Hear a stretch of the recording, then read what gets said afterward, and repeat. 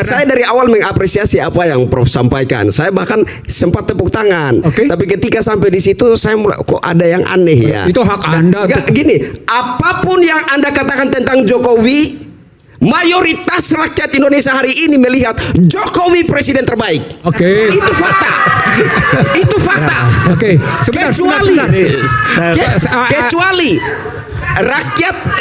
rakyat golongan 14%, rakyat golongan 24%. Silakan.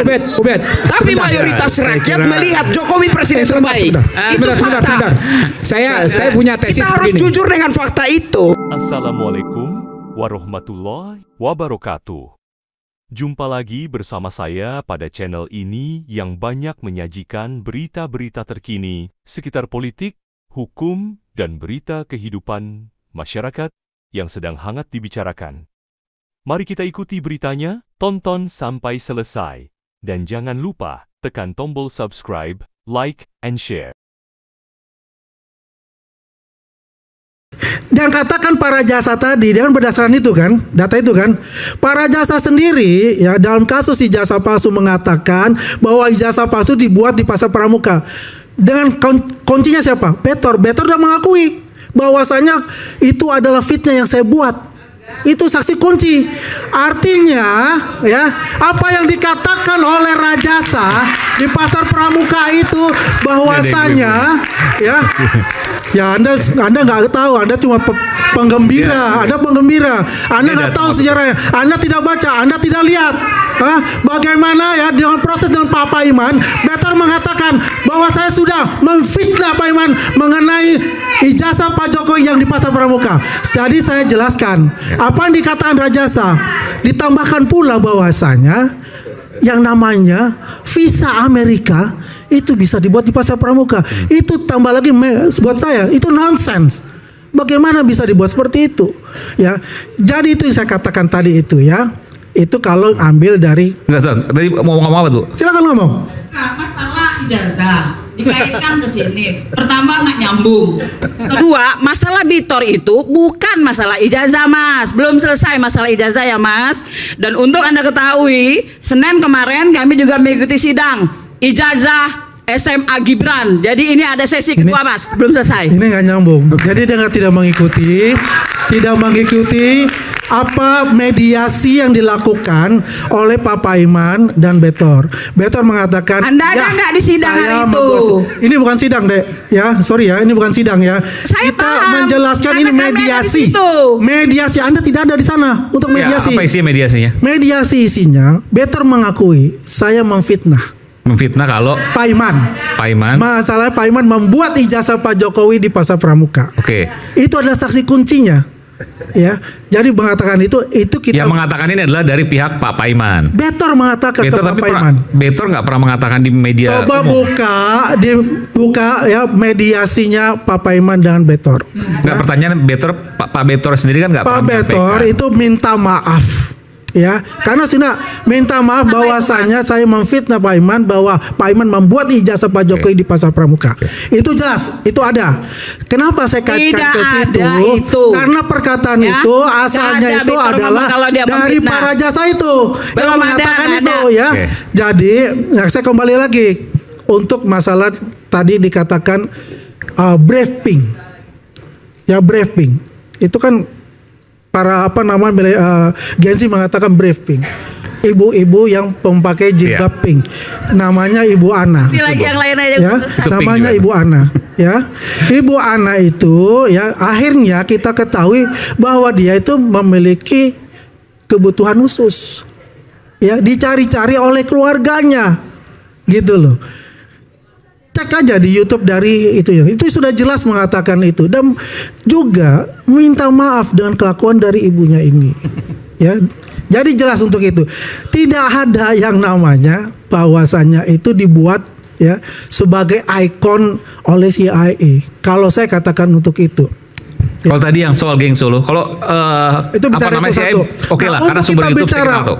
Kelompok Solo yang tadi dikatakan disebutkan tadi tadi disuruh segala macam yang biasa kemudian melakukan demonstrasi membela Pak Jokowi dan Mas Gibran. Ya, ini saja laporan Republika. Pakai.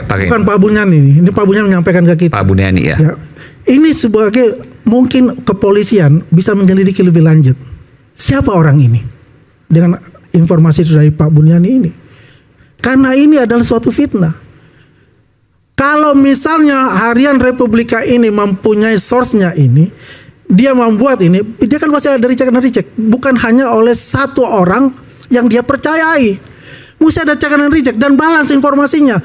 Bisa saja ini seperti kayak Ibu Ana itu.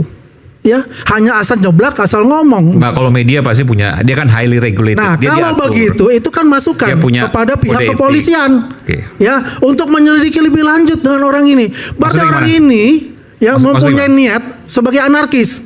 Kenapa? Karena membuat bom Molotov, kan begitu. Tapi dia juga mengakui bahwa saya disuruh oleh Jokowi, disuruh oleh Gibran. Ini pertanyaan besar buat saya.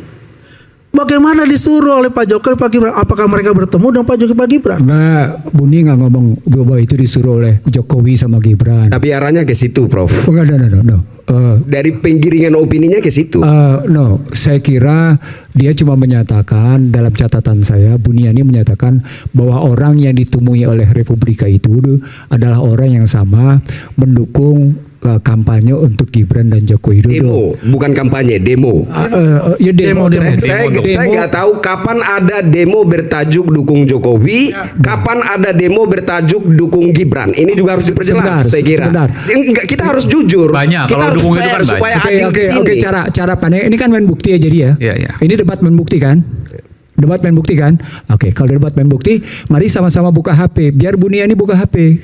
Gak apa-apa, kan ada bisa real time, kan bisa real time. Oke, sekarang. Nah, yang mestinya kita cari sekarang, ini kita berpikir untuk kebaikan semua pihak. Karena kita tidak ingin, saya ingin mengatakan sama begini sama Anda dan semua penonton iNews malam ini. Yuk kita berhenti yuk untuk terpecah belah.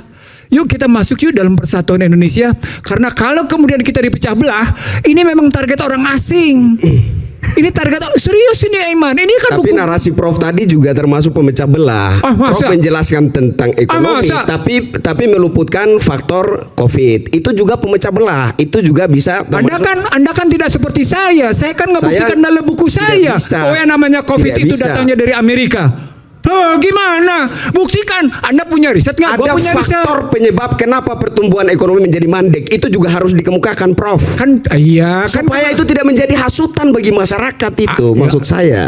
Itu kan karena saya dari awal mengapresiasi apa yang Prof sampaikan. Saya bahkan sempat tepuk tangan. Tapi ketika sampai di situ saya mulai kok ada yang aneh ya. Itu hak Anda. Gini, apapun yang Anda katakan tentang Jokowi, mayoritas rakyat Indonesia hari ini melihat Jokowi presiden terbaik. Itu fakta. Itu fakta. Kecuali rakyat golongan 14%, rakyat golongan 24%. Silakan. Nah lo, bener nggak? Tuh, Jokowi presiden terbaik. Lalu bagaimana dengan Soekarno dan Soeharto yang memproklamirkan negeri ini? Dan Soeharto dengan julukan Bapak Pembangunan Indonesia, dengan program Repelita dan Pelita, serta kaum pencapirnya. Sedangkan Jokowi yang jagoan mobil SMK yang gak pernah terwujud, dan IKN jadi kota hantu, apa itu yang terbaik? Tapi mayoritas rakyat melihat Jokowi presiden terbaik. Itu fakta. Saya punya tesis kita harus jujur dengan fakta itu. Itu kan fakta rumusan pikiran Anda. Ya. Rumus fakta pikiran orang-orang di sini aja nggak seperti itu. Fakta yang mana? Saya pikir ini harus adil. Jadi apa yang menjadi tolok ukur kita? Saya pikir pandangan mayoritas rakyat harus menjadi tolok ukur pikiran kita. Terkorup di dunia versi OCCRP, versi OCCRP. Apa itu OCCRP? Aiman, saya tidak ingin. OCCRP itu hanya melakukan polling. Bukan media kredibel. Kita juga harus fair. Saya tidak ingin berdebat dengan omong kosong. Anda juga omong kosong, Prof. Omong cuak-cuak. Tak pantes. Saya tidak bicara omong kosong. Izin, maaf. Sudah. Saya terluka Anda bilang saya omong kosong. Saya rakyat jelata merasakan. Baru di era Presiden Jokowi rakyat jelata merasakan kehadiran negara. Baru di era Presiden Jokowi. Betul. Baru di era Presiden Jokowi rakyat jelata di pelosok-pelosok negeri ini merasakan sentuhan negara. Baru di era presiden, kecuali di golongan rakyat 16% dan 24%. Saya fair. Saya tidak. Tapi di kalangan mayoritas rakyat, Jokowi presiden terbaik. Cukup sekarang. Kita merasakan. Kita merasakan. Izin Prof. Tadi Anda katakan bagaimana hal jangka panjang, jangka pendek kita tidak rasakan, kita mau rasakan jangka panjang. Prof, kita bikin bendungan tidak mungkin langsung panen padi. Izin Prof, kita bikin bendungan harus ada sawah yang kita airi, harus ada padi yang kita tanam, baru kita tuai. Itu yang dimaksud jangka panjang. Tidak bisa. Tadi Anda katakan, no. Anda katakan, Prof. Tadi Anda katakan jangka pendek saja kita tidak rasakan, apalagi jangka panjang. Saya kira logikanya keliru. Oh iya, keliru ya. Saya kira apa-apa, logika keliru. Mudah-mudahan logika Anda benar. Nggak apa-apa. Yang saya bicara tadi,